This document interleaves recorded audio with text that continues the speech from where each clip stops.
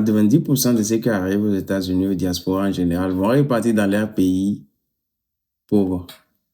Alors, si tu ne suis pas ces conseils que je vais te donner, mon frère, tu vas repartir dans ton pays brédouille. Tu vas repartir dans ton pays et te dire, bon, quel est le but de ton voyage? Tu vas repartir dans ton pays voir les gens qui vont commencer à se moquer de toi parce que tu es revenu comme tu es parti. Alors, tu vas repartir dans ton pays alors que les gens vont espérer que tu reviens avec du glamour, avec vraiment du vibe, alors que toi, tu reviens vraiment dépouillé. Alors, mon frère, je te conseille de suivre cette vidéo du début jusqu'à la fin. Parce que ces conseils que je vais te donner dans cette vidéo, personne ne va te le dire. Alors, après ces 3 ans passés aux États-Unis, j'ai compris quelque chose. Une fois quand je suis arrivé aux États-Unis, alors, je me suis dit, je vais essayer de travailler. Travailler pendant 5 ans, travailler pendant 6 ans, économiser de l'argent. Après 5 ans, je vais retourner chez moi. Mon frère. Je sais que toi aussi, tu as eu ce rêve, like, venir dans ce pays après 5 ans, après 6 ans, économiser de l'argent et retourner chez toi. C'était ton objectif. Économiser de l'argent, construire une maison, économiser de l'argent, envoyer au pays, faire du farotage au pays. Économiser de l'argent et montrer que tu es le seul, le chosen de ton, euh, de ta famille. Crier, I am chosen, parce que tu as réussi. Mais quand tu arrives aux États-Unis ou quand tu arrives au diaspora, ceci ne s'applique pas seulement qu'aux États-Unis. Parce que je donne l'expérience parce que je suis aux États-Unis. Alors, quand tu arrives au diaspora, les réalités te rattrapent.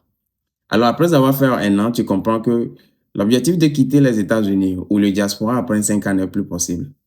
Donc, tu commences à planifier déjà comment prolonger ton séjour, comment prolonger ta green card, comment avoir un passeport. Alors, si c'était facile, tu n'allais pas chercher tout cela. Tu devais te dire, OK, alors je vais seulement économiser et retourner dans mon pays. Je n'ai pas besoin de renouveler mon green card, je n'ai pas ma green card, je n'ai pas besoin d'appeler pour un passeport. C'est parce que la réalité va te rattraper que tu te dis, OK, alors je vois que l'horizon 5 ans n'est plus possible. Je vais repousser l'échéance à 10 ans, à 15 ans. En fait, quand 15 ans va arriver, tu vas encore repousser l'échéance. Parce que ton pays que tu as quitté n'est pas amélioré. La situation que tu as laissé le pays que tu as quitté ne s'est pas améliorée. Combien de personnes vont réussir au pays?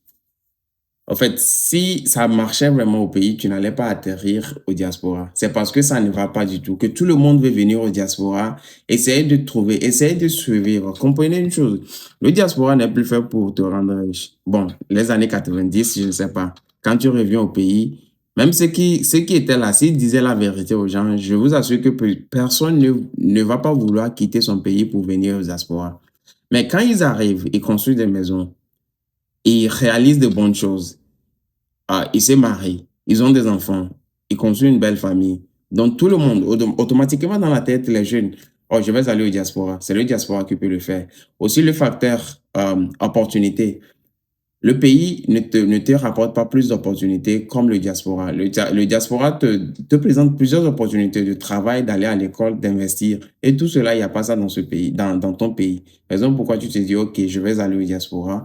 Arrivé, après 1 an, tu te donnes horizon 5 ans, je vais retourner au pays. Une fois 5 ans, tu te dis, OK, je vais repousser l'échéance, aller à 15 ans, 30 ans. En fait, 30 ans va arriver. Quand tu ne fais pas le nécessaire, quand le temps va arriver, tu seras toujours dans ce pays. On a croisé des gens qui ont plus de 70 ans dans ce pays.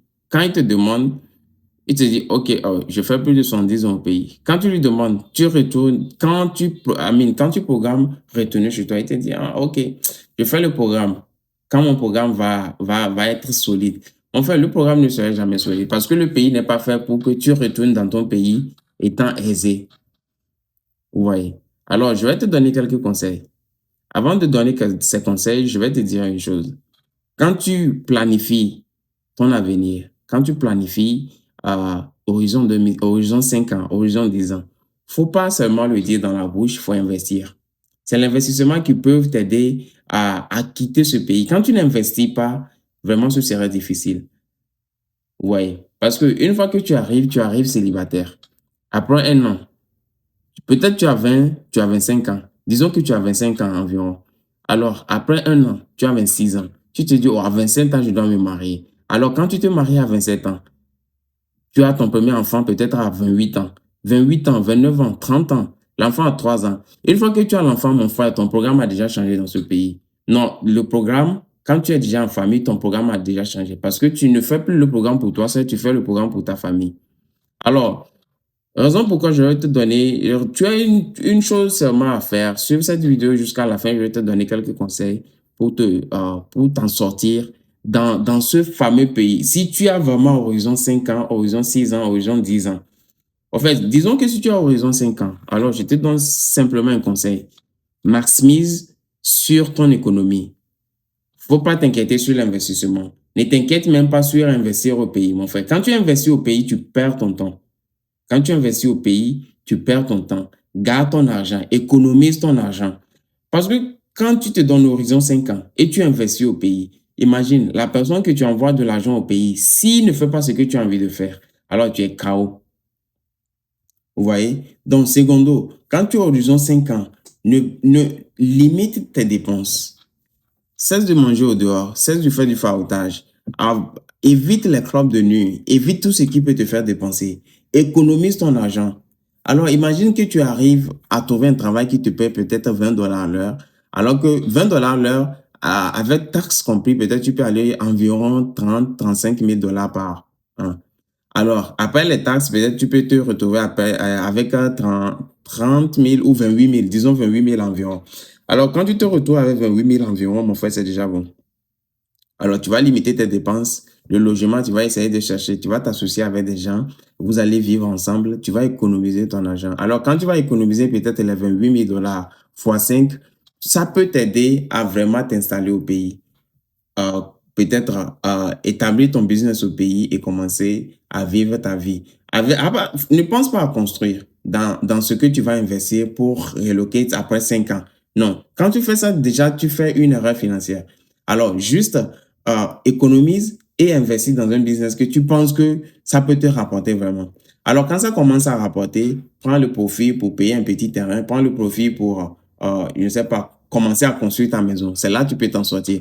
Mais déjà, quand tu arrives, peut-être, supposons que tu es retourné avec 30 millions au pays. Et avec 30 millions au pays, déjà, tu commences à faire le programme de construire.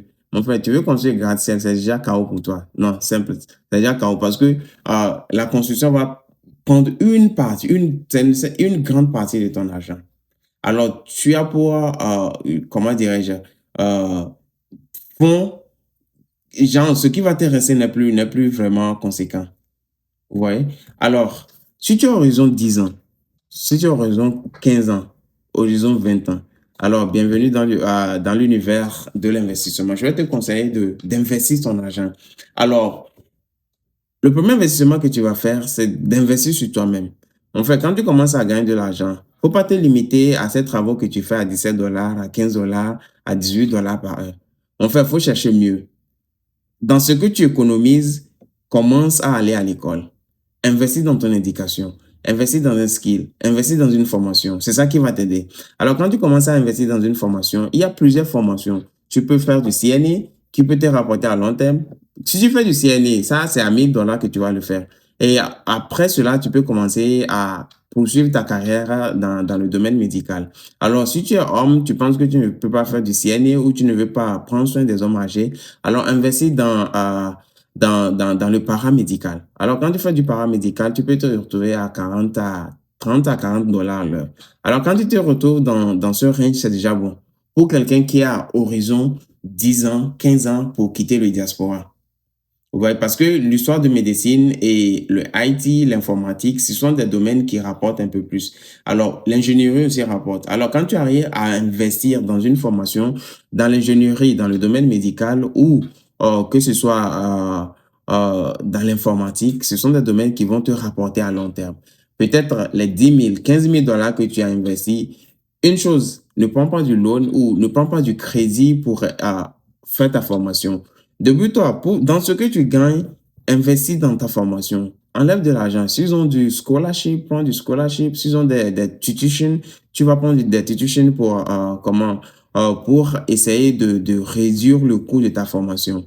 Alors, si tu aussi a besoin d'aller dans le domaine médical, tu peux toutefois aussi aller dans histoire de dentaire. Les dentistes aussi gagnent un peu plus d'argent ici. Ouais. Alors, quand tu commences à gagner de l'argent, supposons que tu as déjà fait ta formation, tu gagnes $40 l'heure.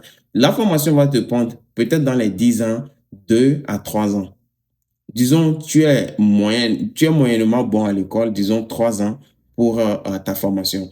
Donc, après la formation, après les 3 ans, tu as ton diplôme, tu as un travail qui te paie peut-être un peu plus, un peu bas que ce que tu envisages, moins de $40 l'heure. Mais avec ton expérience, après 3 ans, après 4 ans, tu vas commencer à gagner de l'argent et tu vas voir que tu vas commencer à gagner de l'expérience et tu vas voir que ton argent va commencer à s'agrandir. Alors, quand tu commences à grandir ou ton income commence à grandir, alors je te conseille de commencer à investir. Investir ton argent dans quelque chose. Alors, quand je parle d'investissement, disons que tu as horizon 15 ans. Mon frère, ne commence pas à jeter ton argent au pays. Payer moins de terrain. Si tu as des dettes au pays, il faut payer tes dettes. Si tu as quelque chose à résoudre au pays, faut les résoudre. Si tu penses que tu peux payer un petit terrain, tu peux construire une petite maison. Parce que tu as horizon 15 ans. Peut-être même ça va dépasser les 15 ans. Une maison que tu ne vis pas, tu dis tu vas mettre ça en location. L'argent que tu vas investir pour construire, tu vas attendre pendant 5 ans pour commencer à gagner ton argent. Après 5 ans, maintenant, tu vas commencer à peut-être maintenant économiser des profits. Dans les profits, tu vas commencer maintenant à faire des dépenses sur la maison parce qu'il y a des choses à améliorer dans la maison. Alors, je ne te conseille pas solidement ou fortement d'investir dans la construction en même temps au pays. Attends, investis dans ce qui est ici dans ton pays. Fais des recherches sur ce que tu peux investir dans le pays où tu vis. Alors, moi, je suis étonné quand des gens aux États-Unis, euh, ils se disent, OK, on dit investir. Peut-être ils ne connaissent même pas ce que c'est que le 401k. Ils ne connaissent même pas ce que c'est que le Roth IRA. Ils ne connaissent même pas ce que c'est que le HSC. Vraiment, ce sont des opportunités que nous, Africains ou que nous, immigrants, nous ratons. Et ça devient vraiment quelque chose de compliqué à l'avenir. Parce que déjà, tu es obligé de travailler jusqu'à les soixantaine. Jusqu'à 70 ans, 75 ans, tu es obligé parce que ce que tu vas commencer à gagner à ta retraite ne va pas te suffire pour prendre soin pour payer tes billes, pour prendre soin de ta santé. Et souviens-toi, à 70 ans, à 60 ans, tu es plus vulnérable. Et la santé ici, c'est vraiment quelque chose de très, très cher. Alors, fais des recherches sur ce que tu peux investir dans ton pays. Ici d'abord, dans le pays où tu vis, si tu veux payer une maison ou investir peut-être dans les index, dans les stocks, les stocks sont risqués. Investir dans les index, au moins c'est plus sûr. Ton argent est garanti. Au moins 10% annuellement, c'est déjà grand. Pour certaines personnes, 10% c'est petit. À moi, pour un bon investissement, pour un bon investisseur, je vous dis 10%, même 5% est déjà grand. 5% est grand proportionnellement à ce que tu investis. 5% est petit proportionnellement